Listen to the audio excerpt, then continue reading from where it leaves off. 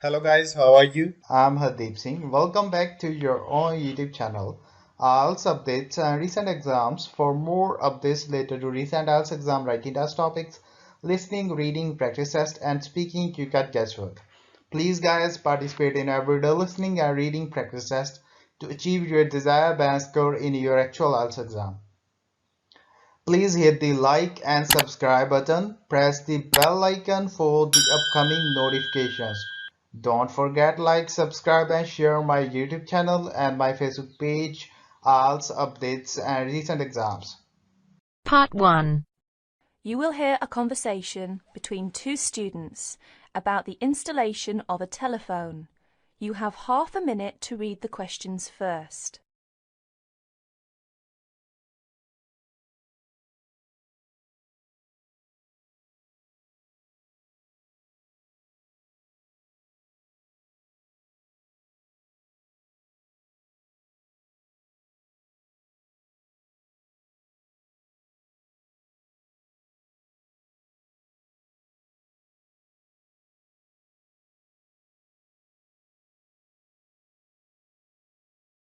I buy a new telephone.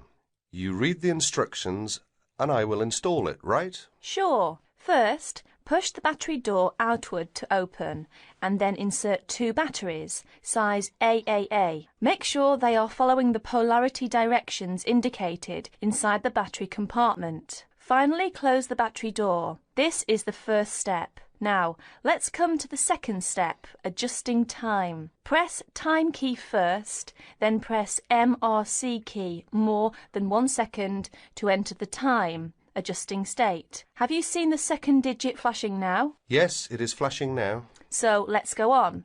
Press MRC key again to adjust minute, hour, date. Have you finished? Yes, all the digits have been flashing successively.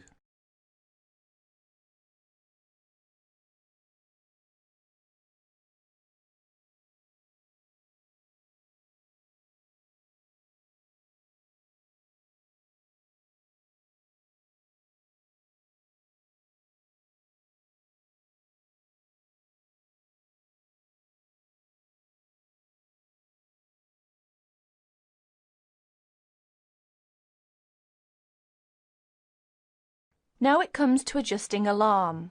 Press alarm key to enter the three states of A1, A2, A3. Pay attention to the two keys in the corner on the right hand. They are the keys to lock and unlock the alarm respectively. Press MRC key to enter the adjusting procedure. And have you seen the second digit begin to flash? Yes, I think I should repeat this action, yes? Yes. Press MRC key again to adjust minute and the on-off of the alarm. By now you own a phone at the same time with a clock that can wake you up in the early morning. That is the end of Part 1. You now have half a minute to check your answers.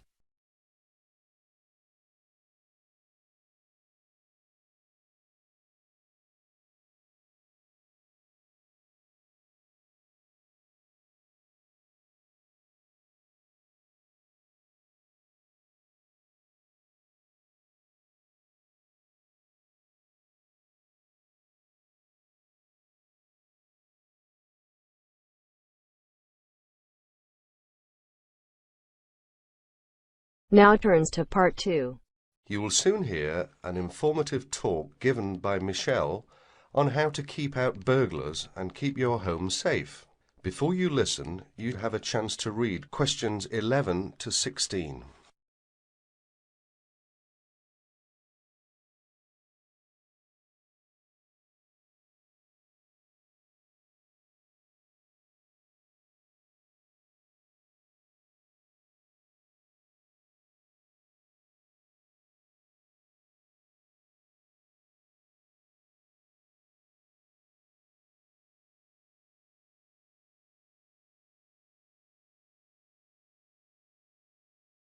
Keep 'em out.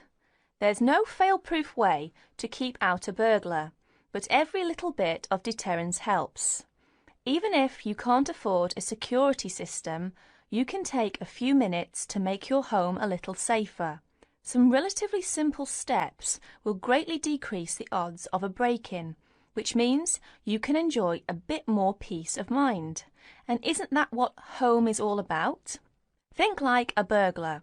If you were one, how would you get into your home?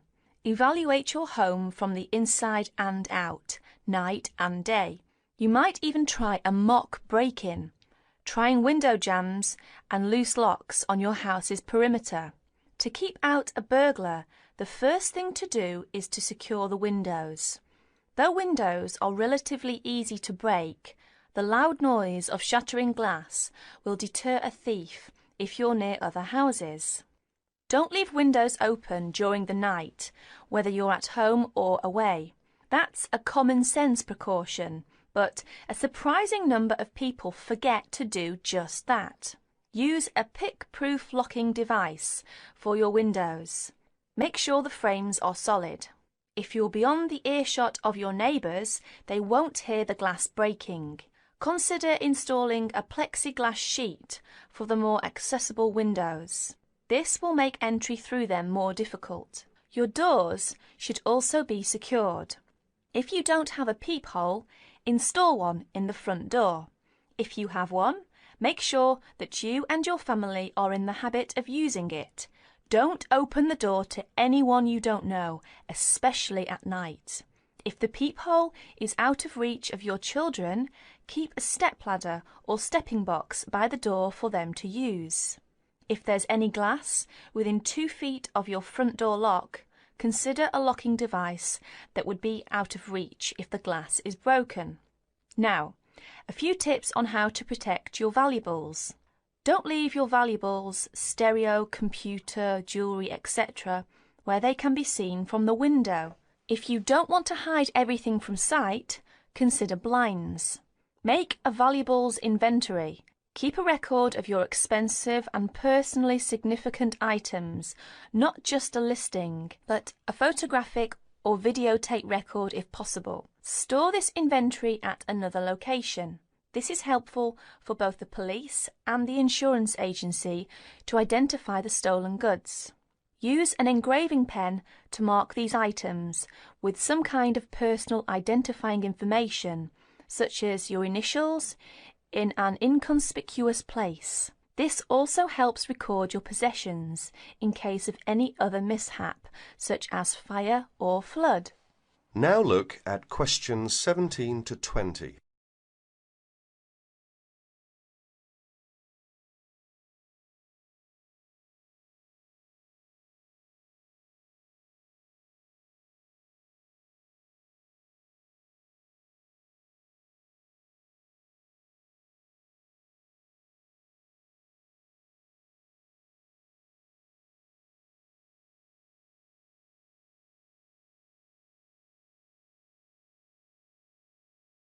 Don't stop your security awareness at the outside walls of your house.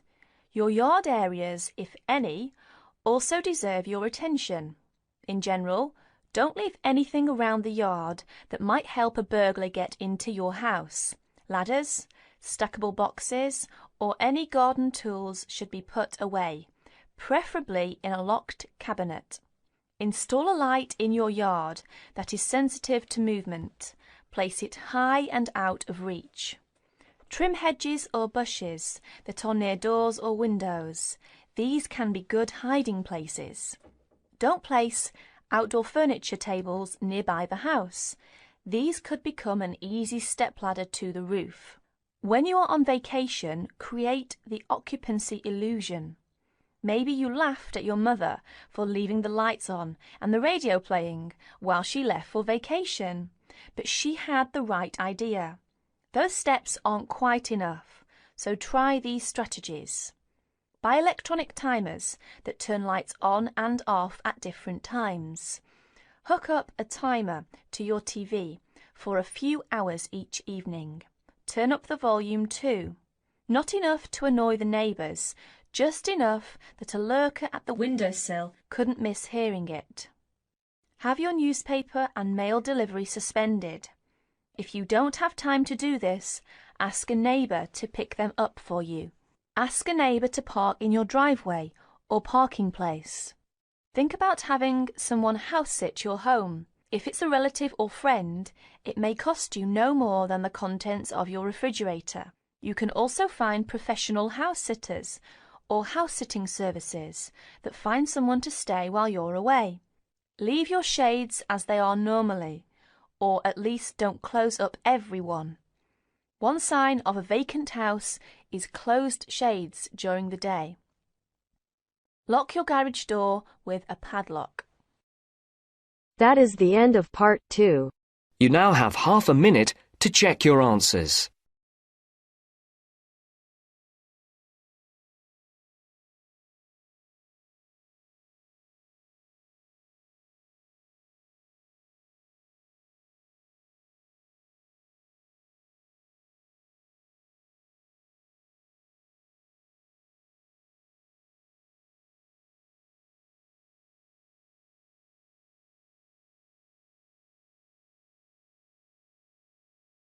Now turns to part 3.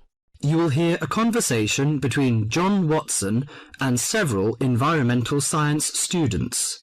First, you have some time to look at questions 21 to 24.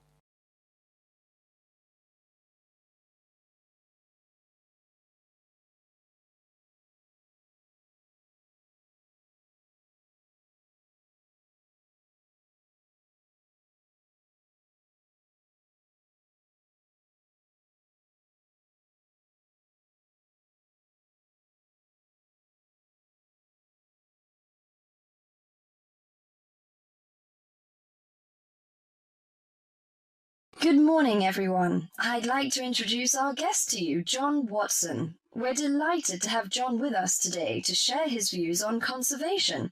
As environmental science students, I know you'll have a lot of questions. So let's kick off by asking him to tell us how he got involved in the environmental movement. Thank you, Deborah. It's nice to be here. When I was 7 years old, back in the 1940s, my father bought 200 acres of land on the central coast of New South Wales in eastern Australia. The marvellous thing about it was that it was virgin bush. In other words, completely natural. But this kind of country doesn't exist anymore. Oh, what do you mean by that? Well, let me explain. We went to live there when I was 10. When I was 12, the foxes and cats appeared, and by the time I was 14, there were no native animals left. You mean that within 4 years, all the native animals had gone? That's exactly what I mean. But it took a while for people to realize what was going on. So you're saying that it was the cat and the fox that killed off the native animals? Absolutely right. But back in the 1970s, people didn't realize it. Even though Australia was losing wildlife faster than the rest of the world combined, people were blaming the farmers and miners, but not their lovely little pussycats. The domestic cats you're talking about? Exactly. Before you hear the rest of the talk, you have some time to look at questions 25 to 30.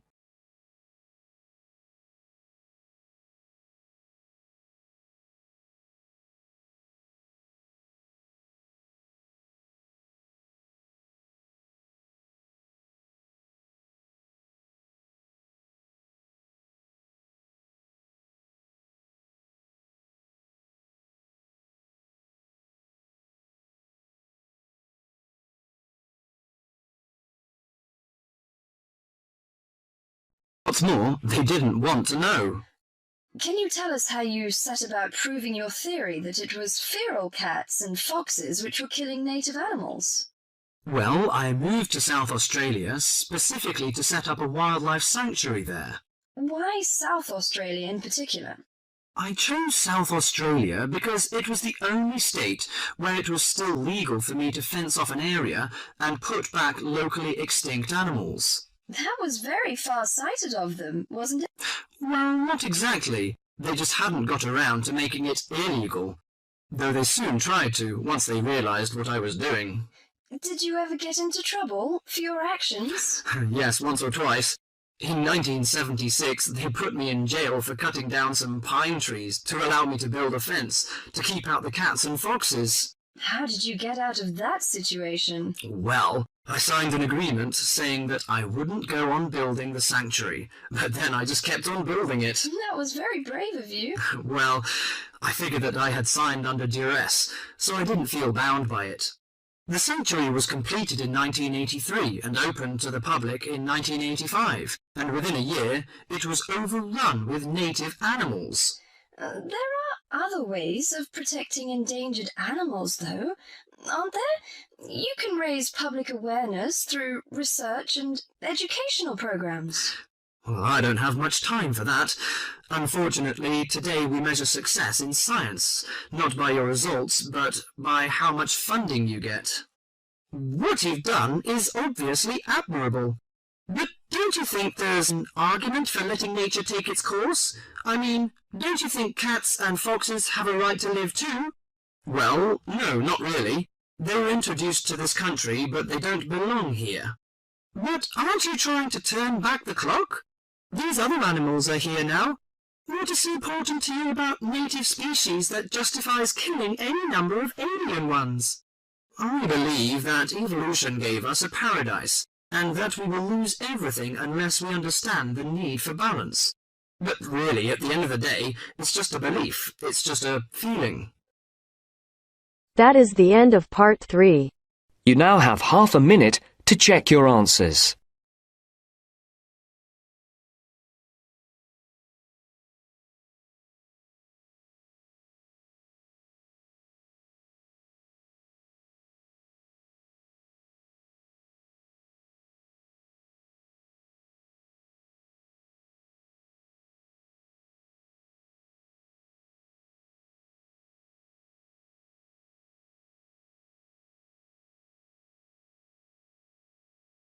Now turns to part 4. You will hear a conversation between Fred and Liz. They are talking about sleep and dreams. First, you will have some time to look at questions 31 to 40.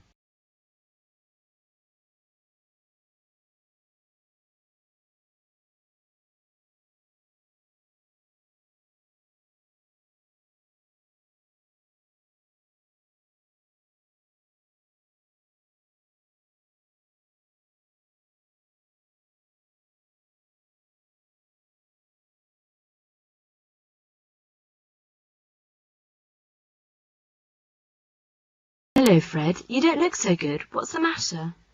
I just didn't have a good sleep. It seemed I dreamed all night. Do you dream a lot when you sleep? Yes, in fact everybody dreams, and everybody needs to dream in order to stay healthy. There are 2 kinds of sleep, active sleep and passive sleep. The passive sleep gives our body the rest that is needed, and prepares us for active sleep, in which dreaming occurs. The dream stage is very important in our sleep cycle.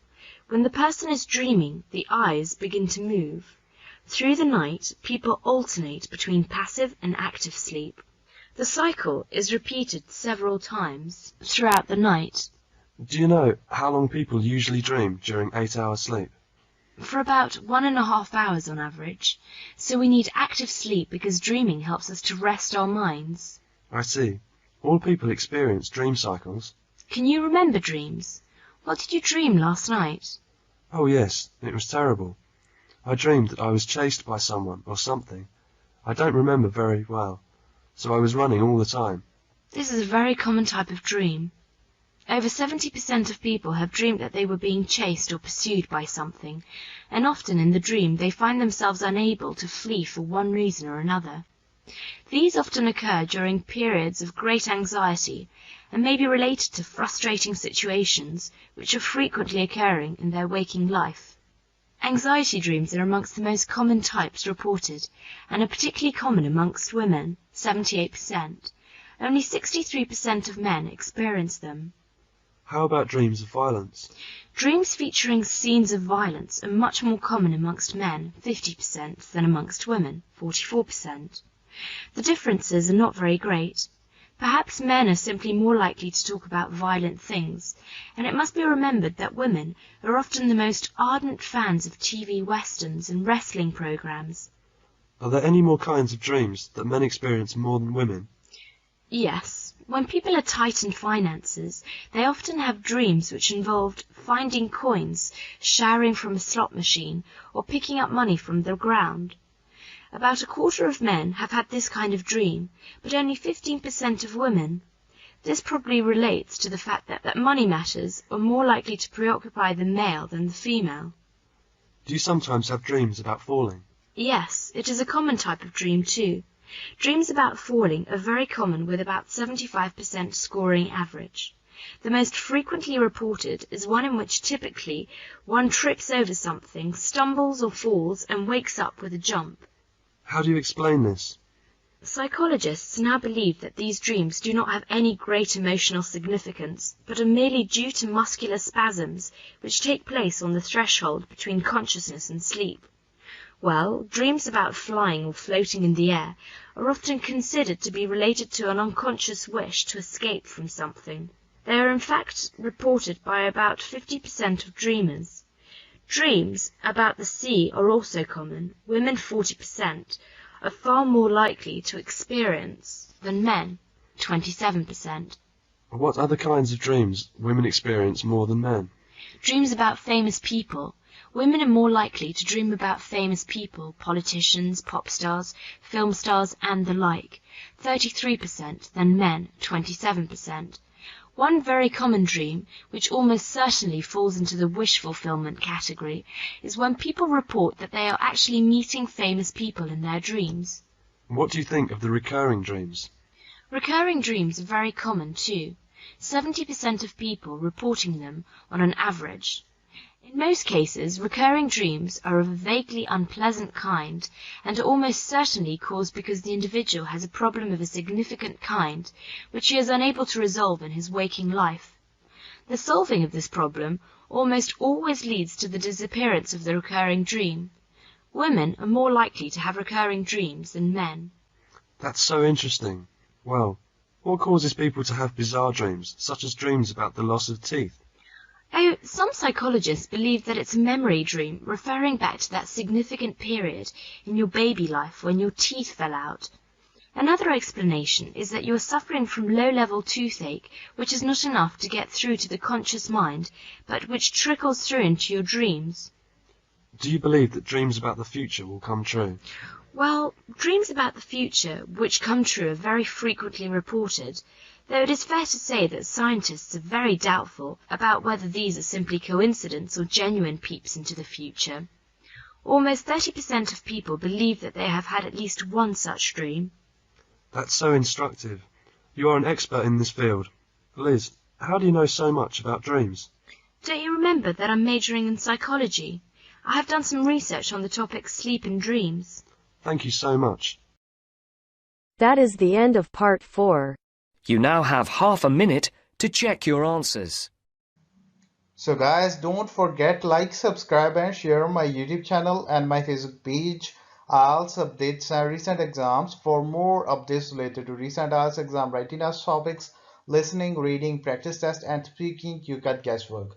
Please guys, participate in everyday new IELTS listening and reading practice tests to achieve your desired band score in your actual IELTS exam. For more IELTS material, visit my official website www.ieltsupdatesandrecentexams.com. The link is given below in the description. If you need PDF files of latest IELTS material, then please join my Telegram channel. So guys, please write your score below the comment section. Again, thanks for listening. God bless you all guys. Stay tuned, stay safe.